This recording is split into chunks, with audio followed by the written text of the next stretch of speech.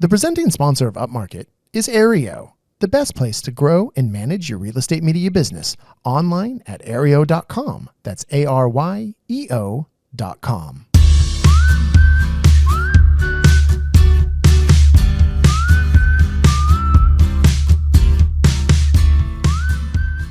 Coming to you from the Upmarket studio at Gasworks in beautiful San Buenaventura, California, this is Upmarket, a podcast about the business of real estate photography and media. My name is Reed Fish. I'm the CEO and a co-founder of Upmarket Media, and glory hallelujah, who is on the pod once again, but my co-founder, my COO, Mark Corcoran. Come on, I forgot how comfortable this seat is. It's been like a while. There's been a lot going on, You've been man. to like Australia. You've done a ton of stuff since the last classic Upmarket pod. And I do want to say just lay it on right now. We're sad. This is a special episode, but Chelsea got sick this morning and could not be here. So it feels a little weird doing this particular episode without Chelsea, but we're going to soldier on because we have our listeners and we need to be there for them. We got to do it anyway. We miss you, producer Chelsea. We have a kind of a fill-in producer, which we're going to introduce a little later, who's kind of hitting the boards today. But Mark, I want to say congratulations to both of us. Okay. To both of us. Let's do it, yeah. This, if you can believe it, is our 100th episode of the Upmarket podcast. That kind of dawned on us yesterday, and I was like, wait a second. Cheers, man. To come from like... Oh, you got to sip. That Slack message, whenever it was, so many years ago. Hey, we need to start a podcast. 4 years ago? I was like, by the way, you're co-hosting, Mark. Yeah, here we are. So yeah, we have made it to the century mark. It's kind of like, wow. That's pretty surreal, yeah. Yeah. I mean, a lot's happened this year too. You got the mastermind going on. We're full into PMRE modes again, which we've is done awesome. We've done admittedly fewer of our kind of classic Upmarket episodes, but we're also there's been a lot going on, and I think I'm feeling actually really excited, really recommitted to the podcast. And as you know, and it's always as we're rolling into PMRE at this time of year. And I do want to, I need to do, this is not a Road to PMRE episode, but I do want to shout out Brandon texted me. He's like, on the next episode, can you please reiterate to people they need to book their hotels at the Palms? Mm-hmm. The rates expire October 17th. So if you are listening to this episode in the day or two when it comes out, get in there if you are going to PMRE and make sure you get those discounted rates at the Palms, because we do not know what the rates will be after October 17th. So please get in there. And go to pmreconference.com to get your ticket if you haven't done so yet. Now is the time. Do it, do it, do it. So talking about, the podcast and the future of the podcast, and like we are doubling down, we're recommitted, we're excited for PMRE. We have some big plans, and we have a, kind of a roadmap for the future of it. And like, I think the future's bright. I think we're just getting started. The future's awesome, yeah. I think it's an important time to reflect, though, too, on when I think back to that first episode, sitting in your living room, just kind of sharing our story and why we were doing it and what we were hoping for to where we are now is like pretty amazing. Yeah, and I think it's been, what I've really loved about it is, with so many things, but being able to kind of track the progress of our business and share the successes and the failures with our listeners. It's been rewarding, and just being able to talk with you every so often about our business. Mm-hmm. And I remember that first episode. It was like it's funny as we're a few years later now, and I've done other creative projects and stuff. It was like this podcast was just so easy. Yeah, we just set up flows, the mics, right? And we did it. Yeah, and it just was like. I will stand by that first episode is like still one of our best episodes. It's like people still comment on it, talk about it. It's like, we were fully formed from the start, and that's not trying to like crow about it, but just being like, no, it just felt so natural, so right, and it was like, oh, this is definitely what we need to be doing. And the fact that the show has resonated with an audience has been, like a feather in the cap, and it's been fantastic. It's been surreal, yeah, and obviously being a part and tied in with PMRE has just been so awesome on a lot of levels, and. Yeah, and enjoying that part of it. What's gratifying is I think because of the show, we have been able to grow our business. We've been able to not only, obviously we have kind of the podcast side where, we do, make some money from the show and it drives certain things in our business. But like us being able to talk about the business, of having all these amazing, super smart guests that have been on and have taught us so much. And then of course, coupled with, being able to be at PMRE and being able to pick the brains of everyone else, and also kind of be known to people. And so I think we get, the luxury of people like already being familiar with us and coming up to us, like we're friends. And we are Upmarket friends. guys, like, wait, what? Yeah, exactly. That's a thing, I guess. Yeah. And so I don't know. It's just been beneficial in so many ways. And I think maybe at the end of the show, we can get sappy and talk about some thank yous. But for now, I do think we want to update, because I don't even remember when we did this the last time, but man, so much has been going on with Upmarket.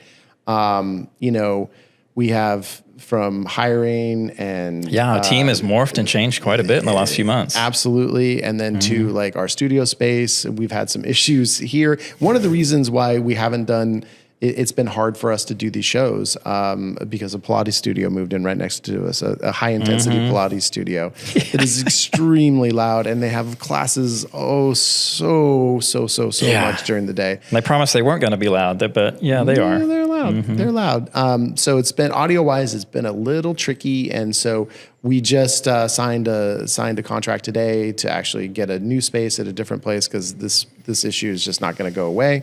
So we're excited for the new Upmarket studio, right? Which is we love this building, and it's served us well, but it's feeling like it's kind of run its course, and we're ready for something new. And and it's a little bigger than we need because one of the things that we should probably touch on is kind of one of the bigger things that hasn't worked out how we hoped was since we moved into here at Gasworks into the studio, we were really hopeful that we were going to expand our business and that we were going to have a branding side of the business, where we're doing, lifestyle photos and headshots and, all that kind of stuff. I mean, I think we got kind of fired up from Kelsey Curtis, right? From PMRE. She's like, this is a huge avenue for you guys. You got to lean into this. And we don't have someone. And then we found an amazing person to do it. And then it still just wasn't clicking. And we just haven't been able to get that going. No, it just landed with a complete thud. Yeah. I mean, I think people were complimentary about the work we did. And, we kind of, paid our photographer to do a few test shoots, and so we had some examples of work, and like they were great,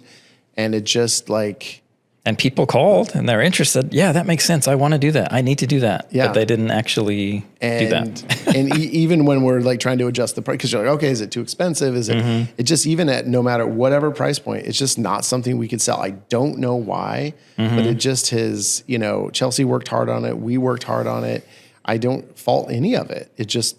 I don't know if it's something unique to our market, our city. I mean, people do it in all kinds of cities and markets. I don't know why we haven't been able to figure that out. So that's kind of been, it just was a thud. Right. And so when we have a space now, this space is, 1,100 square feet. And so we're just like, this is like 500, this whole half that we thought, it was to be the photo studio is just unused. And we had our dedicated branding side that never got utilized. And that space we're paying for. So in a way, kind of the Pilates studio moving in has been a blessing in disguise because it's going to get us out of our lease early and into a much cheaper space that I think actually suits our needs. Right. It kind of pushed us right into reassessing, like, what do we really need? What's working? What can we lean into? And and that's the lesson, right? Is to be able to pivot when something doesn't work out and pivot when our needs have changed. And, we realize, this new space is going to meet our needs better and it's going to be quite a bit cheaper.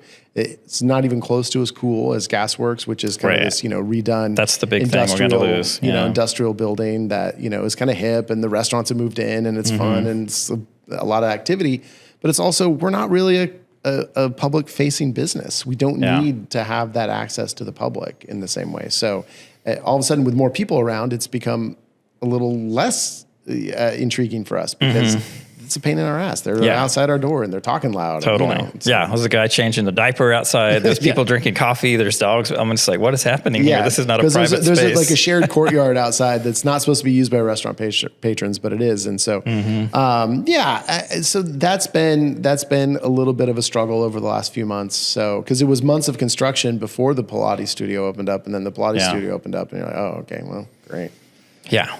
So let's insulate it, let's fix it, and nothing they've tried has worked. So it's time. It's definitely time, but it's good.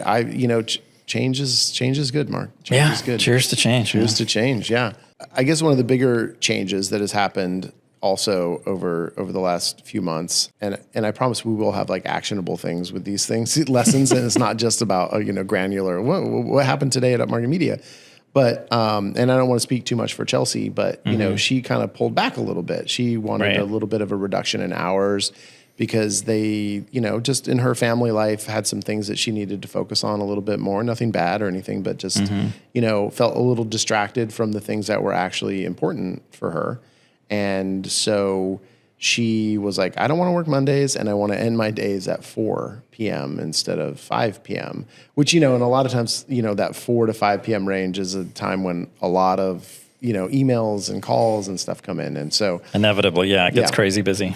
So that, we're like, okay, we want you to be happy. And you're going to the time you're working you're going to be even more focused and it's going to be great. But then, whoa, that's a lot. That's that's a void that 12 hours a week of admin that we're losing. And so what do we do? Do you and I want to do the admin? Well, we fill in when we need to, right?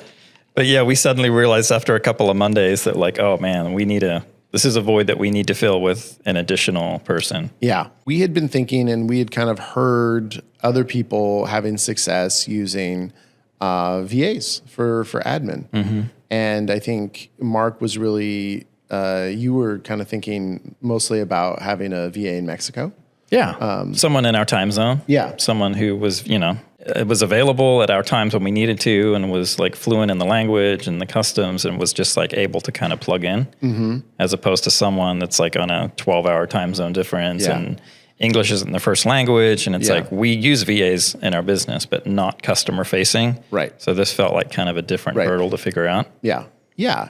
And, we looked at a few, there's a bunch of agencies that will place VAs and, but it's pricey. I mean, you're looking, it's like a, $4,000 to $7,000, upfront fee to have a candidate that we ran through all the different scenarios, right? Of we'll, you just pay us and we pay the person, or you pay us a fee and we give you a great person. And we're like, what kind of makes sense? And we just were kind of that feels didn't feel like a great, let's just try to do it on our own. We can find someone. Yeah. And we did. Yeah. Yeah. We got not a lot. We got a decent number of applicants. Yeah. We found some. Which I think we put it out on Indeed because there's Indeed in Mexico. And so I think we just kind of put it out looking for a virtual assistant. Yeah. And we got a fair number of applicants, quite a few people they seem like a good fit. We got kind of down to the second round of interviews where you kind of get more serious, and a lot of those first people kind of dropped out, and then we were left with kind of... Well, an astonishing number, you said, hey, we'd love to have you for an interview, and then they just never respond. Yeah. That was surprising. If I remember correctly. Yeah. Yeah, the initial was whoa, we got tons of options. And then it really whittled down really quickly to people who actually replied. And it's who's just throwing resumes against the wall and who's actually looking and wants this job. Yeah. And and so we ended up hiring somebody and, with the idea, and what we really thought about too is using, obviously just one of the things with the VAs is their pay rates are not the same as people who are local, right? So it's more based on where they are and what's a good rate to pay there. And so I think we're paying a very competitive and actually healthy rate. Yeah, 100% for in Mexico, but it is lower than here. But what that enables us to do is to give her more hours. Because if we were paying the rate that we're paying Chelsea, we couldn't give her more hours. So our idea was, well, let's use this as an opportunity to actually get more admin help. So let's have this person cover all day on Mondays. And then, we need that 4 to 5 range covered, Tuesday through Friday. But why don't we actually have admin until 7 p.m.? Right. And so we can then give them a full day on Monday and then a half day the rest of the week. And then it also further alleviates this pain point that Mark and I have had, which, even when Chelsea's working till 5, the phone doesn't magically stop ringing at 5. Right. And especially, in most of the year, we're still shooting. There's people out in the field until 6, 7, 8, 9 p.m. And so you need support for the shooters. And then, I'm getting home. We're both getting home with kids and figuring out dinner. And then the phone's ringing and you're just it just always feels like you don't have enough help. Yeah. And so we're like, this is going to be great. We'll have the ability to have that covered and it'll our costs will kind of, with the reduction in what Chelsea is the hours Chelsea has and increasing our VAs, it's going to kind of almost be a wash. And, but yet we'll have more admin. Suddenly our customer service hours will be extended and, maybe we can have this person work Saturday, or we'll hire another person. They can do the weekends. Yeah. It's a total win-win, just a complete and total win-win. No downsides at all, right? No, it's just zero downsides. Yeah. Dear listeners, there are downsides. And I don't want to get into, too much specifics and shout anybody out, but it's been rocky. Admin in a real estate photography or real estate media company is actually a tricky job. Yeah.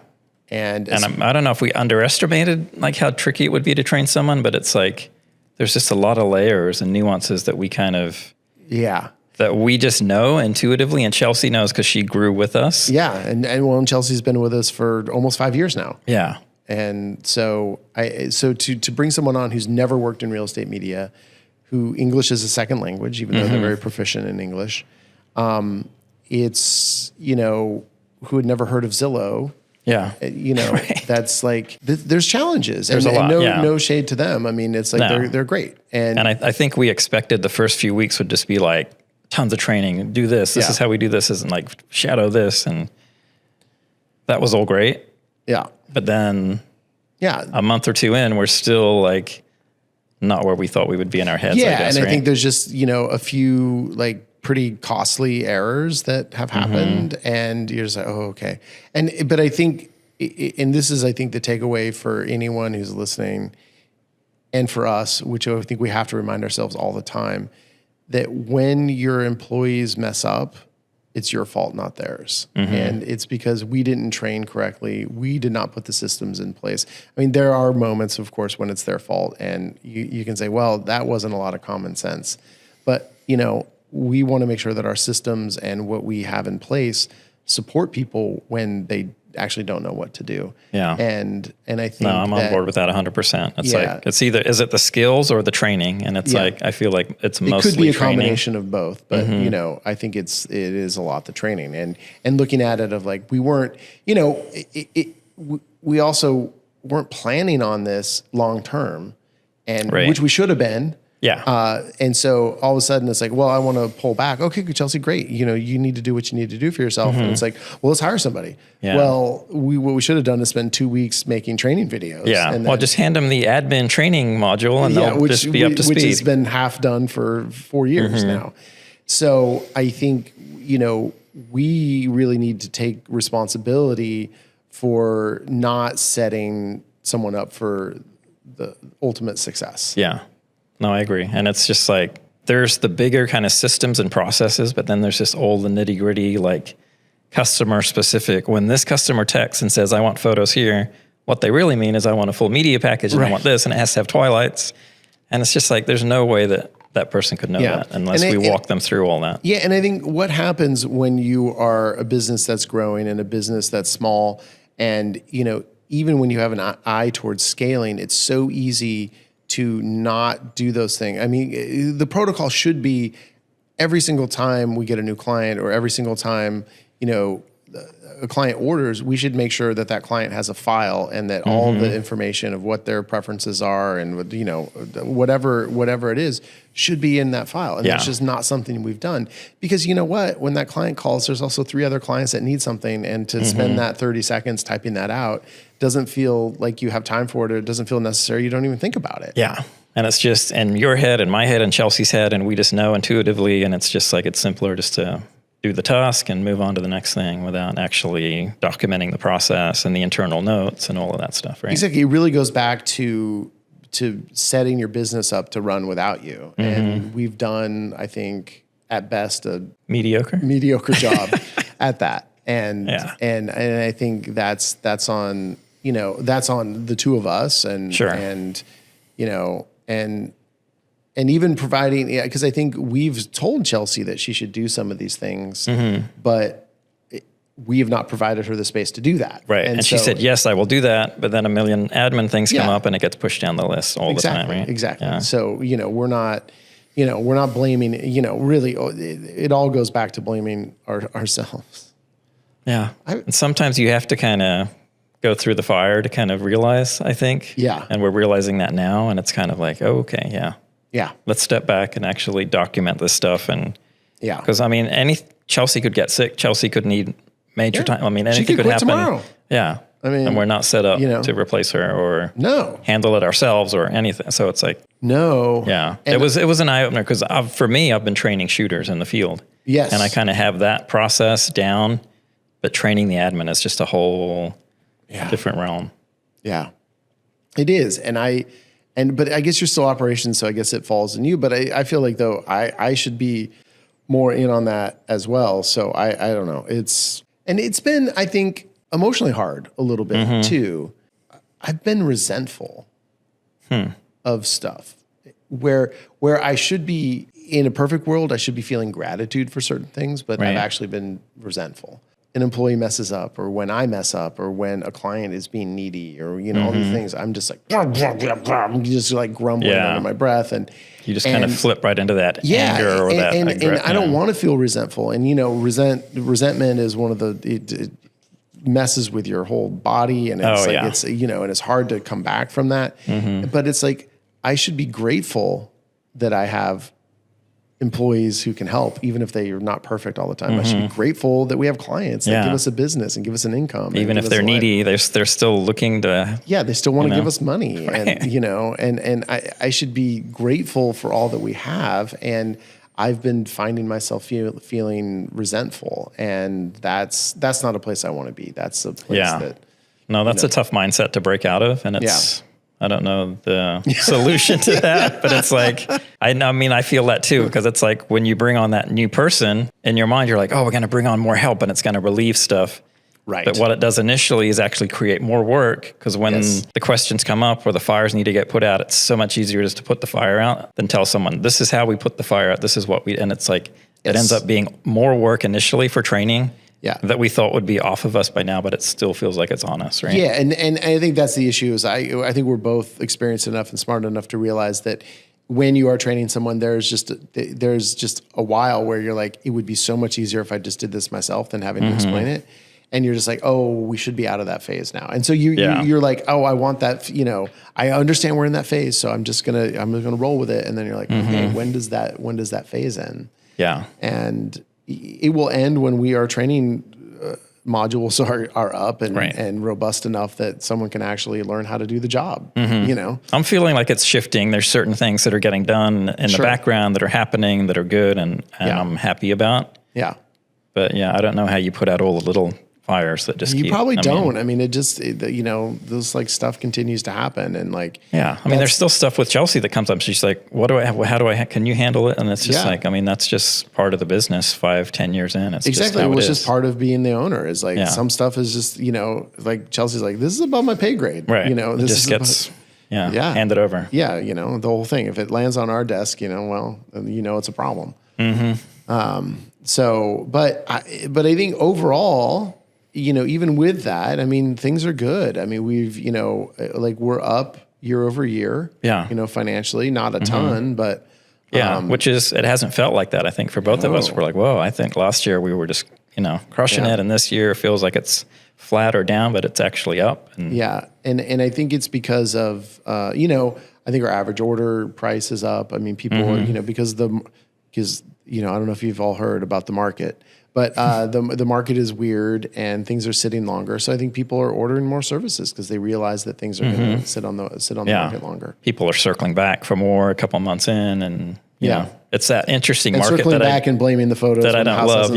But it's like, dang it! It's like, I'm just like, it's not the photo, but whatever. But it's twofold, right? Because then you get the people come, oh, let's do something special for this one, because it's going to sit. Yeah. So you get that too. Yeah. And I think one of the things, and honestly, I don't remember how much we've even talked about it on here, but we've been really, Nikki, who you all know from the pod at this point, and the PMRE stuff, and if you follow us on Instagram, but she's been doing a bunch of kind of much more creative videos for clients, for kind of listing videos. Kind of inspired by, Alex Coombs, who's in our mastermind and, who's, a big friend of the show. who's been on, where, she had her Feature Friday videos where they featured, Alex, who's the agency owner, in the videos with the realtors. And so we kind of put that out as a product where, we had one realtor who just kind of, just as we were about to roll it out, just asked, I want to do something really different for this. And we're like, hey, how about this? Perfect guinea pig for it. And then the videos are so fun and so great. And so that's been a real big success for us over the last 4 or 5 months is having those videos out there. And it's gotten a lot of good traction, and just every shoot I'm on, people are, oh, isn't that Nikki? She's this and she's that. And oh, your Instagram is this. And it's like, people are engaging with it. They're remembering it, and then they're requesting it, which is awesome. Yeah. Yeah, exactly. And so, Nikki, has been just killing it with that. And I think it's really also inspired us to not reconsider, just kind of how are we integrating that into our business more fully, and seeing that this type of thing is the thing that is actually resonating with people. And it's our classic kind of videos with the, drone shots, and you come in and speed ramp up to the house and zoom around are just, not that exciting. Yeah. Not only for us who've seen them a million times, but I don't feels think really clients, played out, right? Yeah. It's just, how many times can you shoot a house the same way? Yeah, exactly. And so we've been kind of, figuring out, how do we offer this as a product? How do we make sure that we can be creative and unique for all of our clients when, Nikki gets at capacity with these things pretty quickly. Right. We found that out quickly. Oh, let's just have her do these all week. And it's just like, no, maybe 1 or 2 a month is the max. Yeah. Yeah. I think she said I could do one every couple of weeks. And she's also doing more creative kind of social media stuff for us, and, videos for herself. But, having these where you're involving the agent and coming up with the concepts, I mean, it's a lot of work. And that's on top of the fact that we need Nikki out there doing regular photo shoots and she wants to be doing regular photo shoots. Yeah. She needs that, because it's just like, it's less creative and it's more just like, plug and play, and it kind of, she is at her heart, I think, an introvert, and she enjoys that kind of just showing up and shooting. Yeah. But then this also kind of scratches her creative itch too, which is awesome. So we were really figuring out, what do we do? Because we see because I really do think, especially as we're talking in context of AI and, all the changes that are coming into our industry, how do we make sure that, we as real estate media owners are staying relevant? And one of the ways that we can do that is to actually just be more creative than the AI can be. Yeah. And more creative in a real way, where you're putting the realtors on camera and having them, show their authentic selves, and having it be, interesting or fun, or, all these things. Yeah, it's unique to them, unique to the property. It's not just a cut and paste kind of thing. Yeah. So we did come up with, because Nikki is maxed out, so we did come up with a solution on that. And I think we'll tell you what it is in the social media sidebar. Yeah. So let's take a little break. Let's do that. We're going to do some ads. There'll be good ads, don't worry. And then we're going to come back, and we have breaking news about Upmarket in the social media sidebar. We're going to come back. We're going to talk more. We have a lot more to kind of catch everyone up on. And then it's our 100th episode, so we better. Should we do action items? Oh, we got to bring that. Come on. Okay. All right. We'll do action items. So come on, stick around. You want to hear this.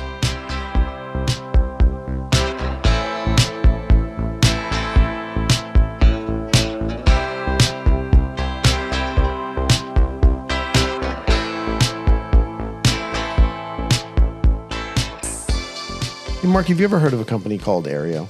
Aereo? Yeah, Aereo. Huh. Yeah, you have, because we use them every day. You even have the Aereo. You busted out the Aereo hat yesterday. I'm still rocking my Aereo hat from a couple years back, yeah. Yeah, I got to say, the Aereo hat that was swag a couple years ago at PMRE, I did get one, but I never wore it. I don't wear hats that much.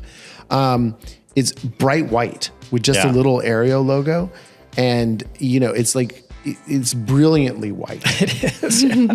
You've had it for a couple of years, and I got to say, Mark, there's some sweat stains on that thing. Oh, it's not quite as brilliant as it used to be. It's not quite as white. I mean, you notice down near the brim, Time for another rewatch, it's a little yellowish. It's a little yellowish. Thanks for that. It's not quite as white. Appreciate that. But you know what is important about that, though, is that you feel so strongly that Aereo is such a great platform that you are repping them even with your disgusting head sweat.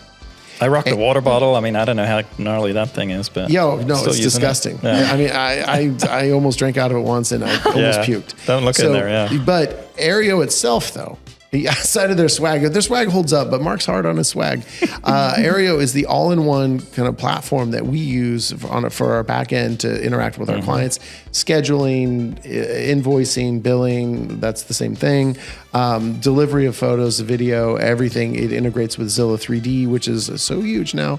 And, I just ran into a client this morning. Oh, the way that you guys the ease of scheduling. That was their big thing. I was like, it's cool, a big thing. And you know how we do it? It's Aereo. So go to aereo.com and then it's aryeo.com and use the code Upmarket and you are going to get 15 free, Mark, bonus listings. Molly, you're on board, right? You love Aereo. I love Aereo. Okay, good. Yeah, works for social media. She downloads her content. I mean, it's come on. So it's a easy. win-win. Win-win-win, aereo.com.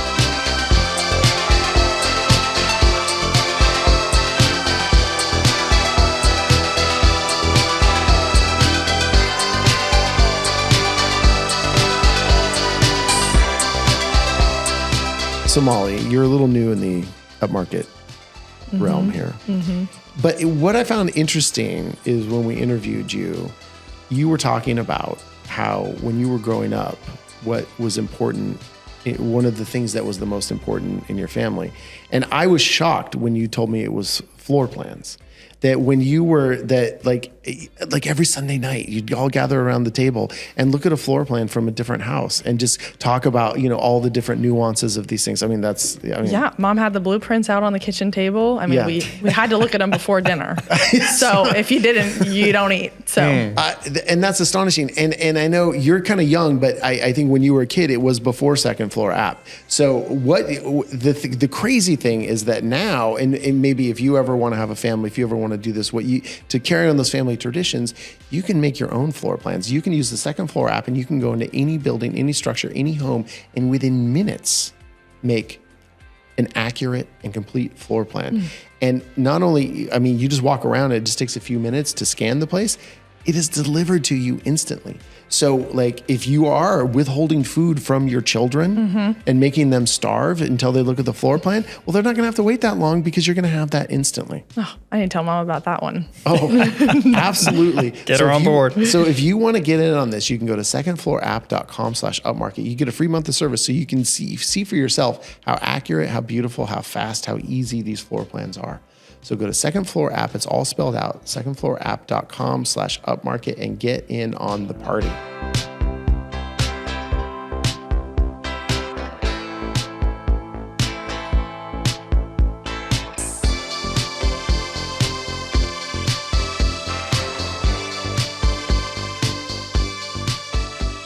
Oh, Mark, let's do a social media sidebar. Come on. This is going to be a good one. Social media sidebar. Yeah. So we're Upmarket Pod across all social media. I'm Reed Fish, LYS.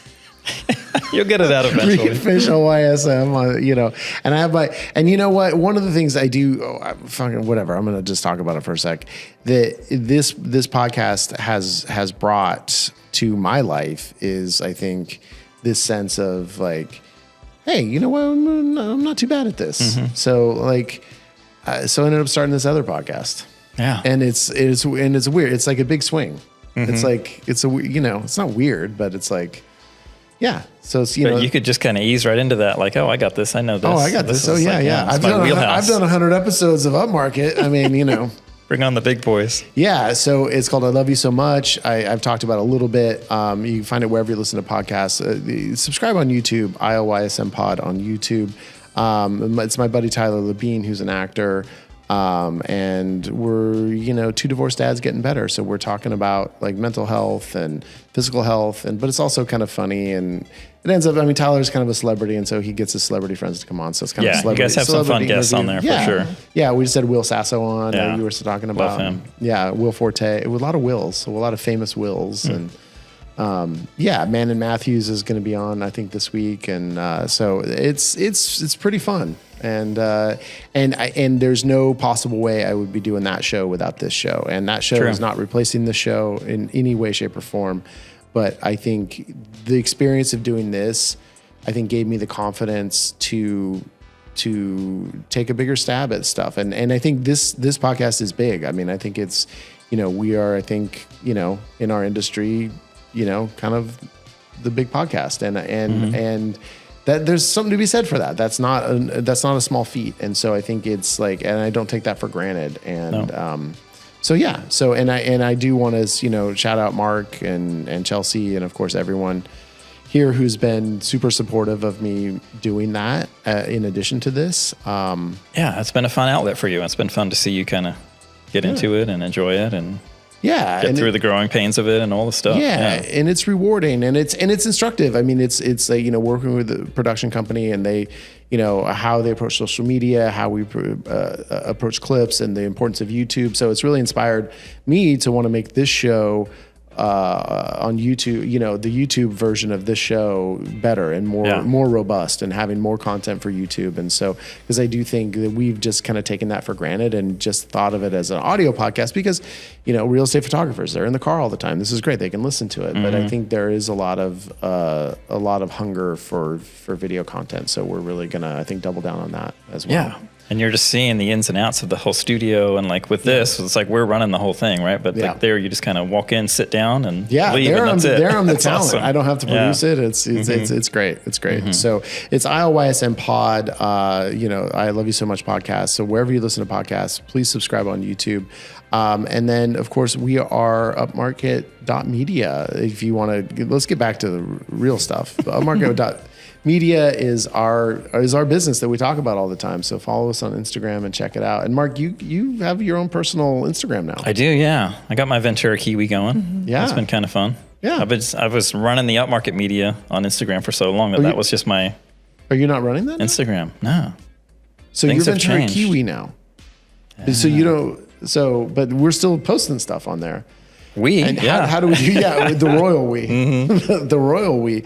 Well, here's the big news: is I think we've had some staffing changes, and one of the staffing changes we've had is we've actually expanded the family, expanded the team, and now we have what's the title? Social media manager. Social media manager, yeah, something we've needed for a long time, and it's kind of morphed from me to Chelsea to Nikki to now we actually have a dedicated person, and so Molly Peart. Hi. Hi, Molly. So you've been working with us now for a month and a half, 2 months, a couple months? Yeah, a couple months, 3 months, I feel like. Yeah. Now. So what's your job title? What do you do? Social media manager. I'm just on the socials. I've been working a lot with Nikki, obviously. If the viewers have seen, we're doing some fun creative stuff, but more importantly, House of the Week has been a huge segment on social media, which has been really fun to engage with real estate agents, and they really like being featured. So I feel like they do. Yes, they do. Yeah. So I feel like after we post, they get coverage through their followers as well as our followers. And I feel like just seeing our social media grow since I came in has been really cool, but also learning the analytics of it and what works and what maybe doesn't has been, a new challenge for me. Yeah. Well, and I think what's been great for us is there's just content coming out and and then you're spending an hour a day just engaging with other accounts, right? Yes. And I find ideas as well, seeing, what's popular, what's trending, a huge thing for, I guess my age range is TikTok right now. So when I look for videos for Nikki and I. Your age range meaning freaking young.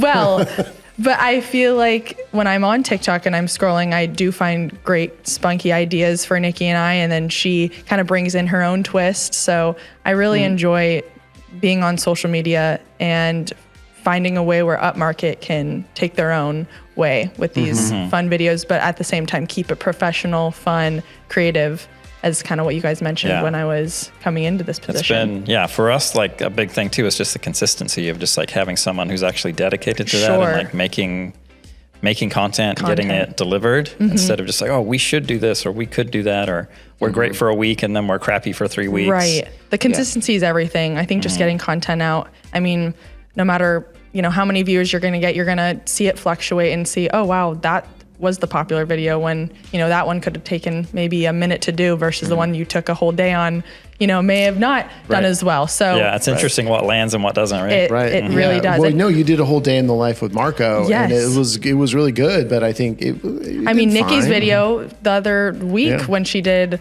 that whole spokesperson, Right. Well, yeah, Nikki did an event. She was on a panel, and then she did a kind of a video about coming into the panel, and it was funny and cute, and it was just like it just went crazy. It went nuts. Yeah, it really all the did. people that attended were commenting, and just like But getting to know, the photographers, Corey, Marco, Nikki, has been really cool. Engaging with them, learning their personalities, what they like to do, seeing Marco's personality start shining. Oh man, that's been so fun for us. Like when you came in, it was kind of Nikki was like the on-camera celebrity, but now I feel like we're like, oh, Marco, let's try to do a video. And he just like flipped onto this, like, who is this Marco that we like? It was amazing. He is so fun to work with. And Corey too. Corey has this fun, youthful personality. He has a ton of ideas. So when we're talking, I love that we can feed off of each other. That's been huge. Well, and I think, practically for, people who are thinking about, like hiring a social media manager, for us, it was always one of these things where we felt like, we can't afford that because you don't make us any money, right? This is, when we hire a photographer or, they're making us money. They go out and they perform shoots. We get paid for that. You're managing our social media. What's the return on that? Well, the return obviously is, hopefully new clients, client retention, just, keeping people in the fold. But we're also seeing, a couple things. It's bringing new opportunities for marketing, because like, for instance, we did one of the first big things we did was the caravan thing, right? Where we helped, so we have caravan here where I know everywhere it doesn't have caravan, where all the agents, all the new houses come on the market on like Thursday morning. The agents hold them open for all the other agents to come through. And so we kind of co-hosted a caravan at one of our clients' kind of marquee listings. And what we decided was that, well, let's do a giveaway for Upmarket. We'll do, for anyone who comes, they can enter in a drawing for free aerials. And then, but what we did was we had Molly there kind of documenting the thing, making a video about that house, about the caravan, culminating with the giveaway of Upmarket Media. And so this is a fantastic marketing thing that we can provide. Our client was so stoked to have content about that listing coming on. It helped us because we're promoting, free aerials, and we're promoting all this stuff. Yeah, and we had a bunch of different agents at the caravan on it, kind of like, so they were excited to be on there, and they were all posting it and resharing it. Yes, and a lot of shares, which was great exposure for us. So absolutely, I had a ton of fun. I loved doing the little interviews. My background kind of has to do with that. So getting to know the agents and, the whole thing was just a fun time for me. No, absolutely. Yeah. And then what the other thing that it brings up, which I think is even more important, marketing is very important, but there are opportunities where now, in the same vein of where Nikki has been doing these property videos that we charge a premium for, for clients that are, it's not our standard property video offering. You can do those as well. And we very specifically not trained you in how to shoot homes. So we don't want you doing classic videos. We don't want you doing photography, because that's the trap, is like, if you know how to do that, then all of a sudden it's going to be, oh, we're so busy, you got to go do that. And then you're not focusing on your job. Is you can bring that creativity to those type of shoots as well. And then all of a sudden now it's not Nikki who has a limited capacity. Right. We have a much bigger capacity for doing those shoots. And then it's also expanding the type of shoots that we can do. And so, for instance, we just did like a key delivery video, which is, the agent, an agent and a lender approached us wanting to do a nice production value video where, of the first day that their clients come and take possession of the house. And like, that's something that we've thought about. I think people have approached us about it, but we just didn't really have the people who would do it. It's like, hey, Marco, can you? He's like, no one wants to do it. I mean, everyone kind of gets in the zone of we want to do these kind of cookie cutter things that we're accustomed to, and and then it has to be on a Saturday and it has to be on this, and it's like the core team is just not set up for that. But then now that we have Molly on board, it's like, oh, these are things that we can do and that we can make money on and pay your salary. So it's like it's really great. Yeah. And it was a fun, like, wholesome video, right? The family's there. It's just a feel good. Yes. Everyone's like, oh, this is great, and I want to see more of this. And it was a very heartfelt video, and connecting with each of them was really fun. Just about this was their first buying a home experience. So there was just a lot of emotion behind it, and they had a cute little 2-year-old to get to see this, and hopefully he gets to watch that back when he's grown up, seeing that was his first home. So Yeah, and I think for the agent, like there's some of them are there trying to do a selfie video, they'll get a photo, but it's like to have them in it, to be part of it, and to have it produced well with good audio, like that's such an asset for them. And now, of course, we're able to talk to that client and other clients about kind of having ongoing social media content that is not listing related. And then this is something that we can also extend out to, other types of businesses. It doesn't have to be real estate. And in fact, we've been talking with another real estate agent who has a side business doing something completely different that they're looking for social media help. And now we feel like we're positioned that we can actually service those types of clients. And that this feels like when we, bringing up the branding earlier where that kind of landed with a thud, this feels like, no, this is a path that this we can feels have like a better pivot, and because I think I think Molly is very talented, very smart, very tenacious. I mean, we hired her for a reason, but I think there's a lot of other young people out there that can help produce social media content. So even if that part of our business grows and grows and grows, I feel like it's scalable. I feel like there are people out there who can produce the content, and if we can come in and have the client relationships and bring in those clients, and then we have our army of like 22-year-olds who can do the content, that to me makes a lot of business sense. So I agree. So I'm feeling really, having you around, I think is a twofold amazing thing. Is it's really made our lives better in terms of our own social media content, but then I think given us this other avenue towards generating revenue for the company, which is really at the end of the day what matters. Yeah. Well, I'm glad to be here and glad to help. So it's been fun, and I'm looking forward to the more opportunities. All right. Yeah. That sounds great. Okay. All right. Well, we're going to come back and we'll take a quick break, and then we're going to talk a bit more about what's going on with Upmarket, and then we're going to have action items.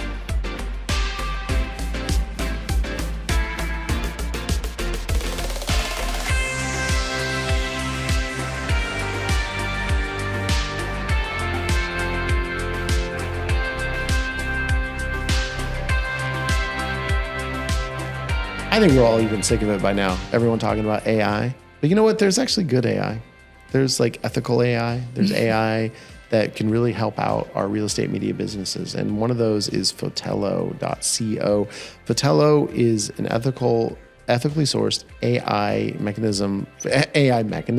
thing for editing real estate photos. And it's pretty impressive. Pretty phenomenal. It's a game changer. Yeah. For sure. It has been for us. Yeah. And we've been using Fotello. It's been pretty seamless. I would say, clients do not know the difference between the AI edited photos and hand edited photos.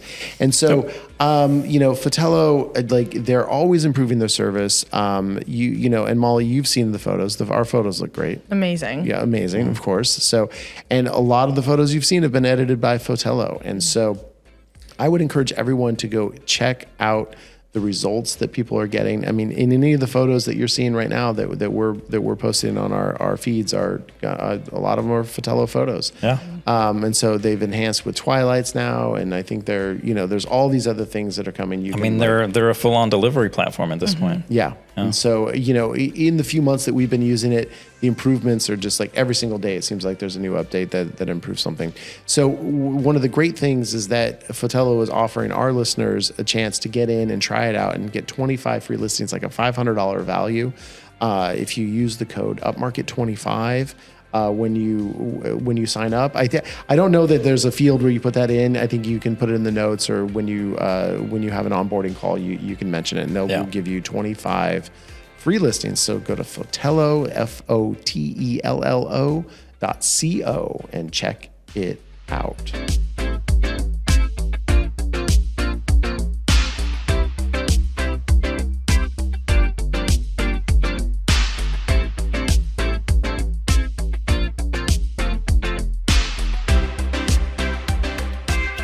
All right, for the 100th time, we're back after the social media sidebar. I want this to be like a happy celebration episode, but I feel like there's, we kind of touched on it in the first half. There's just been a few things that have been hard, and like I've been resentful, and like maybe at a certain point in a business, And when now we've been together almost 5 years, Chelsea's been with us almost 5 years. And, Marco and Nikki have been with us for a long time. I mean, Molly and Corey are a little newer, but maybe there's a complacency that sets in a little bit. And I think I've kind of taken for granted that things just kind of run smoothly. And that doesn't mean that they do. Yeah. Just because they did doesn't mean they will. Yes. And it's, yeah. And I think in the last couple of weeks, there was one shoot in particular that we did that it was one of these things that everything that could go wrong, not everything, but enough things went wrong that it was just a wake up call to me. And I will say that every single person on our team messed up something on that shoot, except for you, Molly, and Marco, because none of you had anything to do with it. Hopefully I was out in Australia or something. I'm including, yeah, you were in Australia. I include first and foremost myself in this, right? And so it just goes back to, again, of like, I think we are to blame for when there's these mess ups. But it was just a shoot that one mistake by the photographer cascaded into mistakes by our VA, to mistakes by Chelsea, to mistakes by me, to mistakes. Let's reshoot it. No, we didn't reshoot it. Yeah, exactly. To a mistake by someone who went out to reshoot it, to a mistake.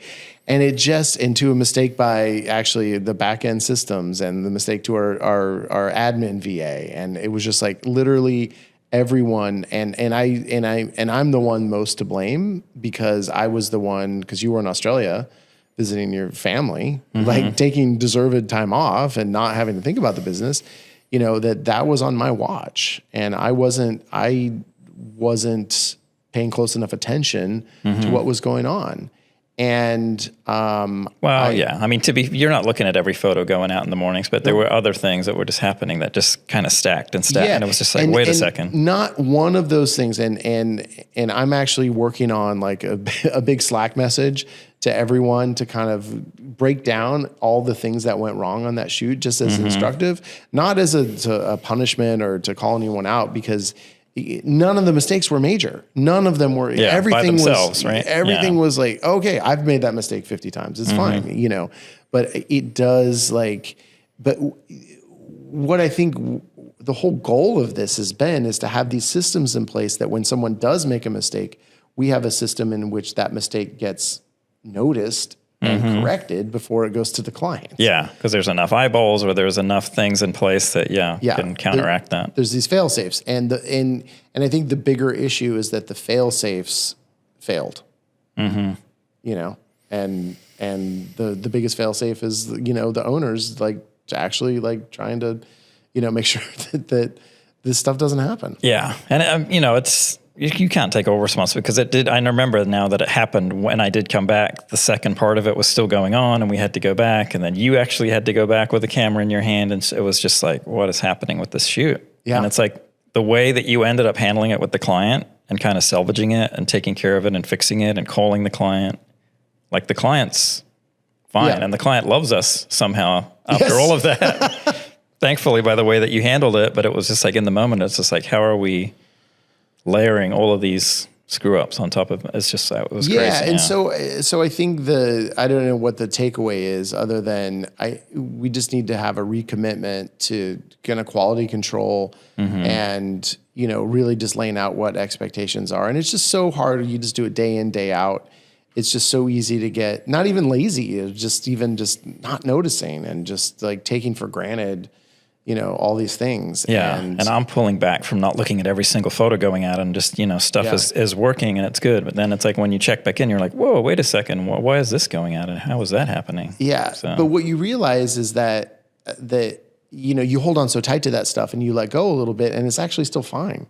Right. 98% of the shoots that go out, there's no problem. But then when that one comes out and there is that problem, and then there's that problem again and again and again on that same shoot, is like, oh, okay, wait a sec. Let's just step back and kind of maybe we all just need a little bit of a refresher on the upmarket way. Right. It's like, how did they not know that? Or we don't do that. We never do that. But it's like, well, if they didn't know that or they forgot that, it's because we're not reminding them or putting it in place, right? Yeah, exactly. You're just like, you just take for granted that we don't erase power lines in photos. Right. But then we did. And, and it's like, well, the client did ask. So I mean, I understand the inclination. So again, I'm not mad at it. Sure, we can clean those up. Yeah. Yeah. But, it's just like, okay, yeah. But the power line shouldn't have been in the photo in the first place. So right, that was the kicker. Yeah, yeah, exactly. So you just with that one mistake, then I don't know. Yeah. So I don't know what my larger point is, other than to say it's like there's this tendency to just kind of get on cruise control, and and I think as business owners we have to fight against that sometimes. I mean, sometimes it's okay to be on cruise control, but other times not so much. Yeah. Well, there's something I want to get into with that too, that I've kind of been feeling, and I've been feeling it. Like, I don't know what happened the last day or two. Like it feels like there's just been the last 36 hours, a ton of fires that have just been flaring up. And it's like, again, it's like any of these things could happen on their own on any given day, and it's not a big deal. But sometimes things just compile and stuff happens, and you're just like, what is happening with the universe today, or what? It's just like, what is conspiring to this? Mark's all of a sudden going to get into astrology here. I mean, another person might see just what is conspiring against us. It just feels like some days are just like, there's always fires, and you're just like, I feel like we should be handling this. Yeah. So I went out shooting today with all the stuff that happened yesterday. I ended up having 3 twilight shoots in a row. And I was just feeling burned and just getting flack at home and just feeling kind of drained on the business. Yeah. And I showed up to a vacant lot shoot on the hillside thinking, I'll just be there by myself. There's no client. I'm just knock these out real quick. I'm standing there with my camera shooting. Agent walks in. Mark, is that you? And it was the agent. And I hadn't seen her in person, I guess, for a year or two, because Nikki's been shooting for her or Corey or whatever. Oh my God, it's you in the flesh? Oh, you're like a celebrity in my eyes. I just want to let you guys know, you guys are killing it. Oh. I think your business, what you guys offer, the way Chelsea handles things, the deliverables, the turnaround time. And I was just like, I was just like, what? And she was, I mean, you guys are just, I used to use someone else, but I will never use anyone else. And I was like, wow, thank you for, that means, she didn't realize in that moment, how powerful what she was saying was, because I was feeling like systems were failing. There was just it was just a day that we had yesterday. And to have that and the timing of what she said was just like, all right, maybe I'm just too focused on the fires and not the bigger picture of 99% of what's going out is great. Our clients love us. Our business is doing great. And as owners, you just get focused on the problems and the fires and the BS. Yeah. Well, no, the positive reviews and everything else are just you just take it for granted. And okay. Oh, good, another one. But then it's because we don't have to do anything with that. You say, oh, thanks. And then, but when there's the fire, it's like, oh shit, I got to get out the hose and I got to, do remediation and, all the stuff. Yeah. So that was really refreshing. And I left that shoot just feeling like, oh, okay, maybe things are okay. Maybe things are good. Right. That's why you got to the studio right after that at 11:30 and cracked a beer. Yeah. Yeah. I'm like, oh, I got to talk to Reed for now. I got to crack a beer. That's what it was more about.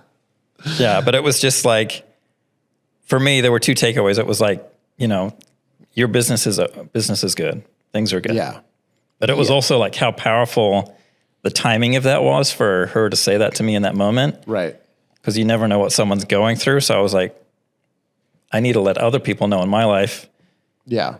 If someone's, had an effect on you, or someone is good at their business or good at their work, you never know what a kind word can say to someone or mean to them in that moment. Yeah. Because she was just thought, oh, we're killing it. Our business is great. Everything's awesome. Right. Well, so and I think that's I think that's a great place to get to. And I think how we should kind of, finish off this show, other than our action items, is to have that gratitude. And I kind of alluded to it earlier of I've been feeling resentful and not having gratitude. And that's just not how I want to be. And and I feel like I've been, complaining about certain things, but and certain people or certain whatever. And but I am grateful for it. we had all those failures on that shoot we just talked about, but man, I'm so grateful our whole team to be there. And like, and even though we all messed up, it's like, hey, no, that it's just a little mess up. It's like we do, and you do everything else, so much of it is so great. And then to have that mess up and to have that be the thing that you just focus on and that colors your view of it. That's what sticks with you. Yeah. That's not right. And that's not right at all. And so, you know, I am so grateful for Corey and Nikki and Marco and you and Molly and Chelsea and our, you know, VAs. And it's really, I don't know. I think that's what I have to constantly remind myself of is just that gratitude.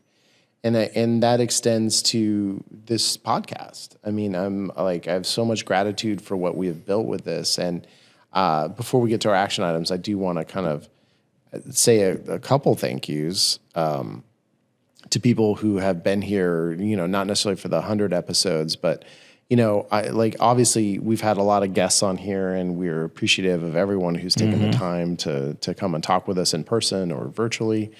And I want to thank, you know, Bethany Diedrich, who's been editing for us for a long time. She's been rocking it, yeah. We love Bethany, and she's been an integral part of the Upmarket family. And I know she's developed a really strong friendship with Nikki so randomly, and has come out to visit, and you know, has had fun at PMRE, and has really helped kind of, you know, shaped what the show is and kind of stuff we talk about. And you know, love you, Bethany, and thank you so much for all you've done for this. And I want to say a big thank you, of course, to Chelsea, who's not here, and she's really been always supportive of this show and always game to come on and talk. And and people enjoy hearing her side of things. Absolutely. And, and I know we're all sad that she's not here, and I know the fans of the show are missing Chelsea. But you know, that's been such a joy to see her, you know, I think, you know, in a way similar to you, where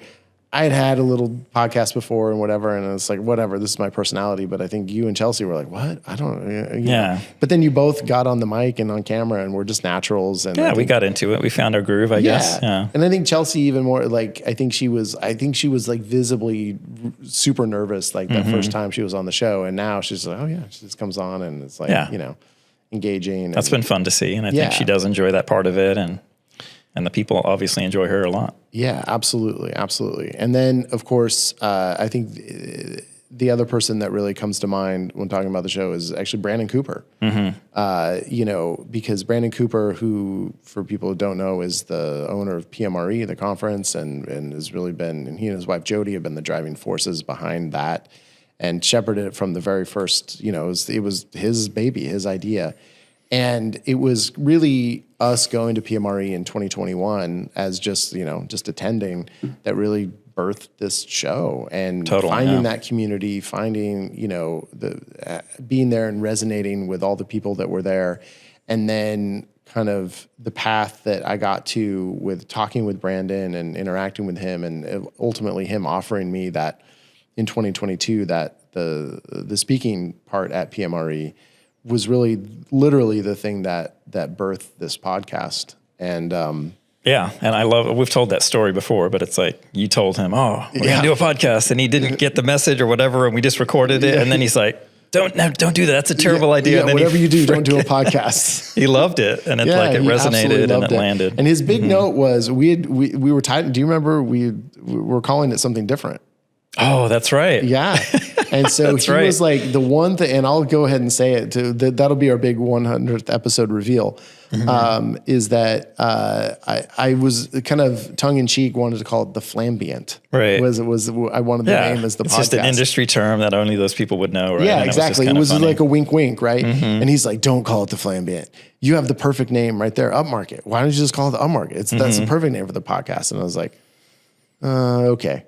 And then like it changed it. And in fact, you can't even hear it. Like in our very first episode, we called it the Flambient. Oh, that's funny. But then I ADR'd in like the Upmarket. And so, and I don't think not a single person has ever noticed. So I love it. Shout out to my editing skills there.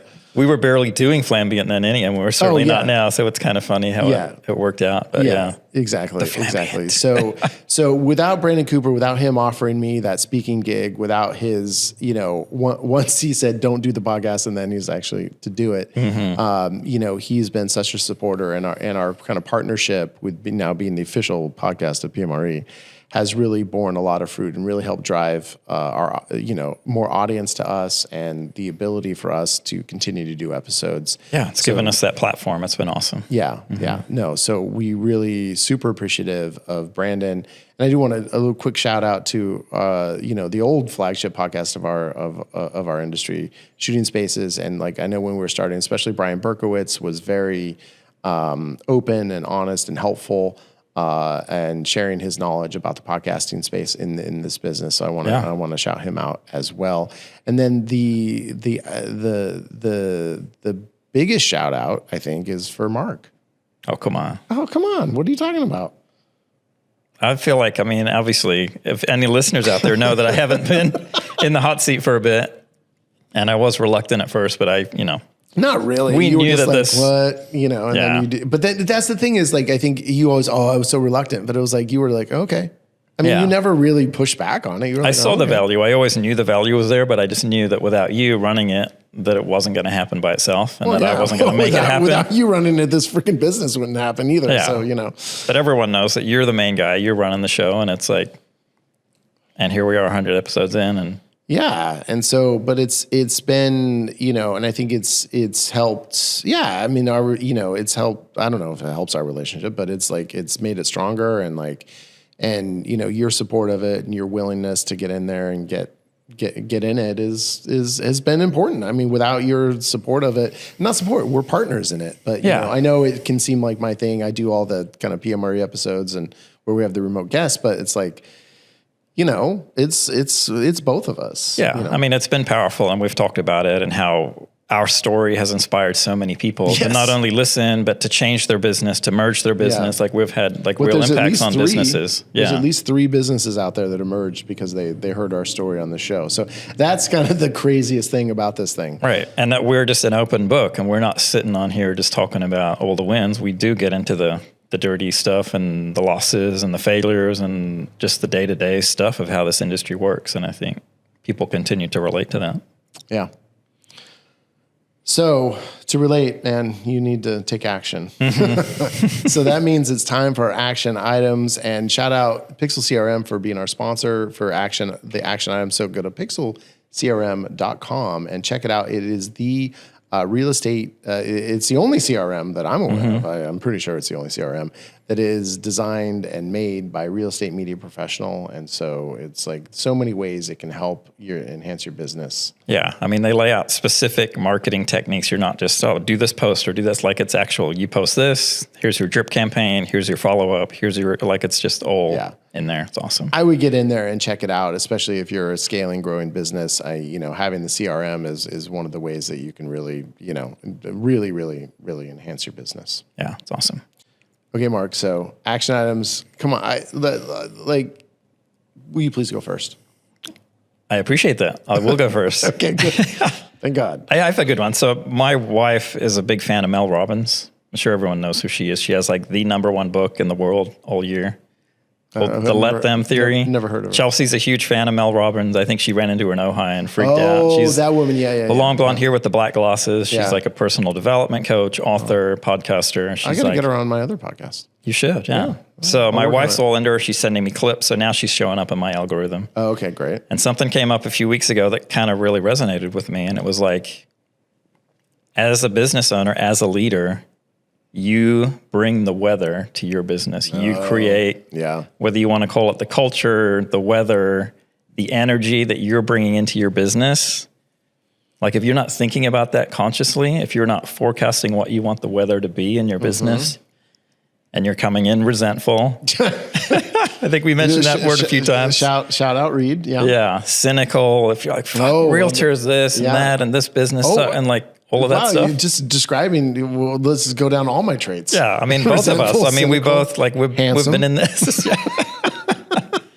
When you're in this industry 10 plus years, like you can't help for that stuff to kind of sneak into your own persona. But I think you have to be careful of what your outer voice is and what your, and whether it's in Slack or whether it's when we're hanging out with the team or whatever it is, like, because if we appear to not give a shit or hate our clients or are just down and resentful and ragging on people, then we can't expect our hourly employees to like be any different. So that kind of resonated on the car. I need to think about like, I take that to heart because I think I do, for all the fun we have kind of jabbing realtors here and all that stuff, I think sometimes I do I'm like, fuck them, all these stupid assholes.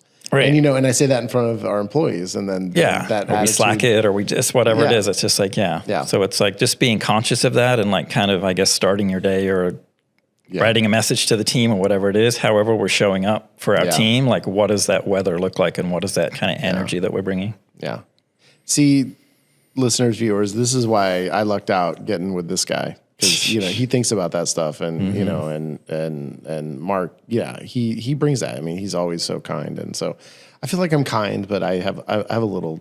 You're aware of your resentment and your cynicism, so you're working on it. I have a little harder edge than Mark. He's the soft, gooey Kiwi. So, good boy.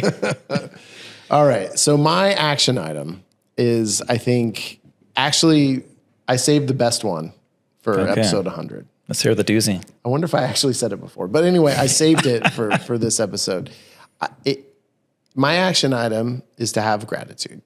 And I feel like I've said this before, but maybe I haven't. But I'm going to practice that. And I think changing that mindset of having that attitude of like, just being grateful for all that we have and grateful for the things that don't necessarily measure up.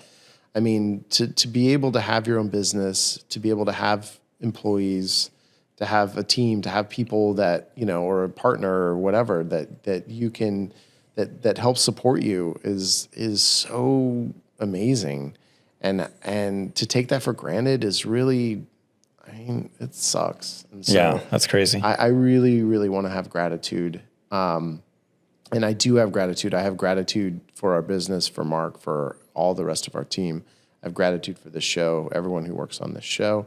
And then I think, honestly, most of all, when it comes to the show, I have gratitude. And I know Mark shares this with me for our listeners, for our viewers. 100%.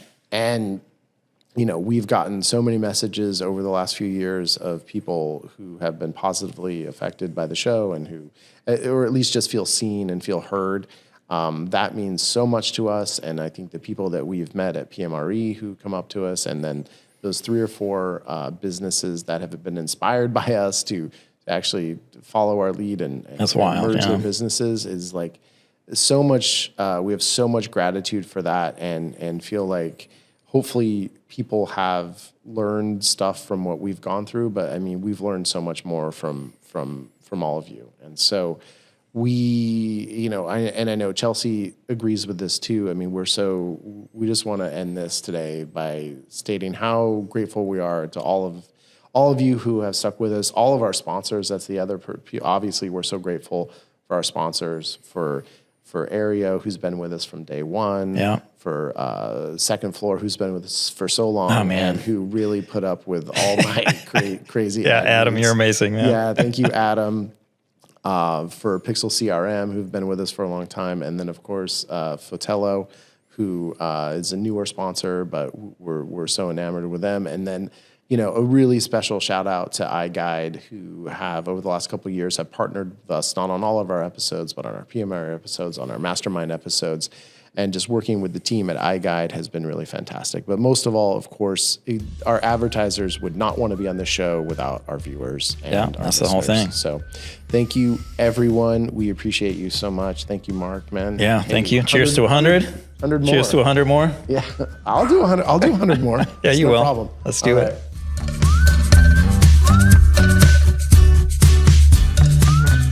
Upmarket is a production of Upmarket Studios. This episode was produced by Chelsea Froelich and edited by Bethany Diedrich. Thank you so much for listening, and we really hope you listen to the next one too.